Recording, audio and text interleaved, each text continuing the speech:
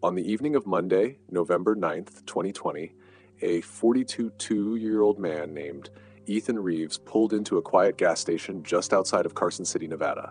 He was on his way home from a week-long retreat in the Sierra Nevadas, something his therapist had recommended to help him unwind after a stressful year. It was around 9:30 p.m. The place was mostly empty. One gas pump worked. The station was run down with flickering lights, a single dusty window, and an old man sitting behind the counter who looked half asleep. Ethan filled up his tank and went inside to grab a bottle of water and some jerky for the road.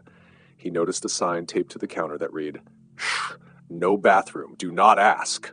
He smiled to himself and said, "Tough crowd." The old man didn't laugh. He just slowly looked up and said, "You driving east?" Ethan nodded. "Yeah, just passing through." The old man didn't blink. He said, "Don't take Route 6. Ethan raised an eyebrow.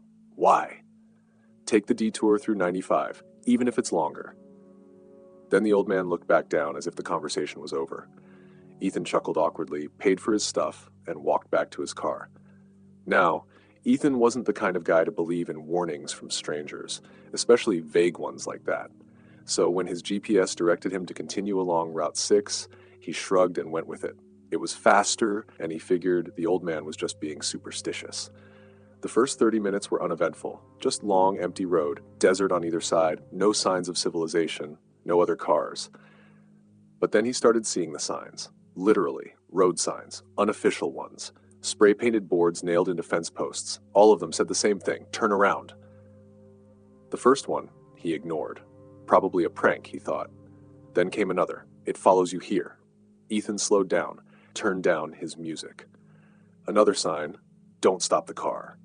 At this point, he was starting to feel uneasy. He checked his phone, no service. He figured he'd get through this stretch and hit another town soon. Then, up ahead, he saw something in the road. It looked like a figure, standing dead center of the highway. A person. No flashlight, no reflective gear, just standing there. Ethan hit the brakes hard, skidding slightly on the gravel shoulder. But when he looked up again, the figure was gone. He slowly started driving forward, eyes darting to the side mirrors.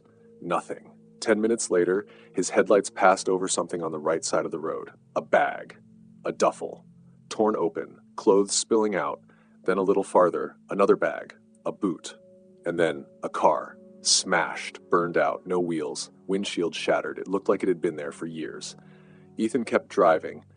He was gripping the wheel now, sitting forward in his seat. And then he heard it. A tap on the roof of his car. Just one. He looked up, startled, but saw nothing. Then another tap, softer, on the rear window. He glanced in the rearview mirror, and for a split second he swore he saw a pale face in the back seat. He slammed on the brakes, whipped around, but the seat was empty. Heart racing, he opened the door, stepped outside, and looked around.